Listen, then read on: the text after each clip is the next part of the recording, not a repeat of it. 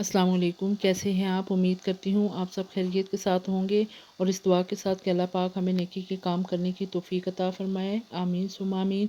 आज मैं आपके साथ बहुत ही स्पेशल 2 दालों की मिक्स रेसिपी शेयर कर रही हूँ। आज हम साबुत दाल माश और दाल चना बनाएंगे जो कि बहुत ही टेस्टी और लजीज बनकर तैयार होगा और इसको हम प्रेशर कुकर के अंदर बहुत ही कम टाइम में बनाएंगे। आपने भी वीडियो को पूरा देखना है, स्किप नहीं करना, ताकि आपको हर स्टेप अच्छे तरीके से समझ आए। इस दाल को बनाने के लिए मैंने 1 कप दाल चना लिया है और 1 कप साबुत माश की दाल ली है। इन दोनों दालों को अच्छे तरीके से साफ़ करके आपने 2 घंटे के लिए पानी के अंदर भिगो के रख लेना है। दाल चना भी पानी के अंदर डाल दें और दाल माश भी। ये तकरीबन मैंने 1 लीटर पानी लिया है। अच्छे तरीके से चम्मच चला के इसे कवर कर दें तकरीबन 2 घंटे के लिए। इस दाल को बनाने के लिए जो चीज़ें हम इस्तेमाल करेंगे उनमें मैंने लिए हैं 3 मीडियम साइज़ के टमाटर। इनको मैंने इस तरीके से बारीक काट लिया है।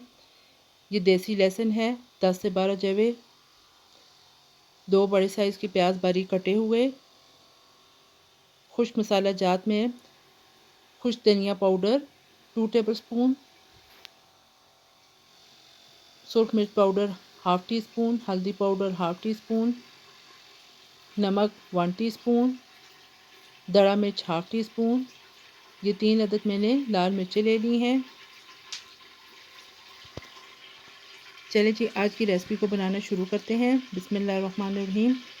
सबसे पहले आपने प्रेशर कुकर के अंदर हाफ़ कप कुकिंग ऑयल शामिल करना है। जैसे ही ऑयल गर्म हो जाए तो आपने इसके अंदर प्याज को डाल देना है।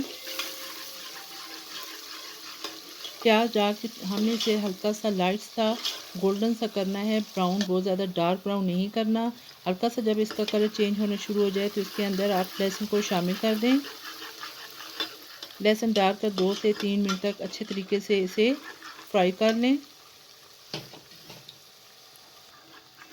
ये देखिए जी अब इसका कलर चेंज होना शुरू हो चुका है। अब आपने इसके अंदर टमाटर को शामिल कर देना है। साथ में तमाम खुश्क मसालेजात भी शामिल कर दें। तमाम चीज़ों को अच्छे तरीके से मिक्स कर लें।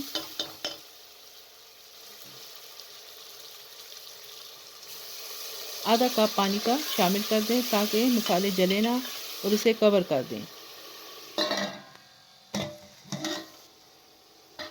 ये देखिए जी तकरीबन 5 मिनट मैंने इसे कवर किया है। टमाटर अच्छे तरीके से गल चुके हैं। अब मसाले को आपने अच्छे तरीके से इसकी भुनाई कर लेनी है ताकि ऑयल जो है वो अलग हो जाए। ये देखिए जी ऑयल अब ऊपर आ चुका है। अब आप इसके अंदर धुली हुई जो दालें हैं उनको शामिल कर दें।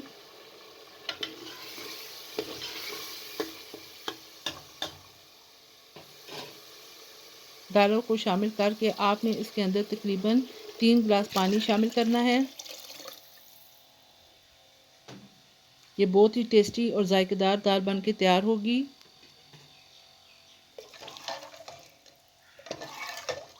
अच्छे तरीके से चम्मच चला के कुकर का ढक्कन बंद कर लें तकरीबन 12 से 15 मिनट के लिए।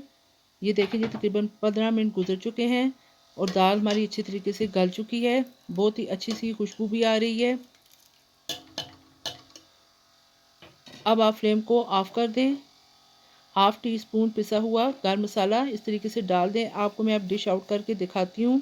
ये बहुत ही ज़ायकेदार दाल बन के तैयार हुई है। आप इस तरीके से एक दफ़ा ज़रूर बनाइएगा और मुझे कमेंट बॉक्स में अपनी राय से आगाह कीजिएगा कि आपको मेरी ये रेसिपी कैसी लगी है।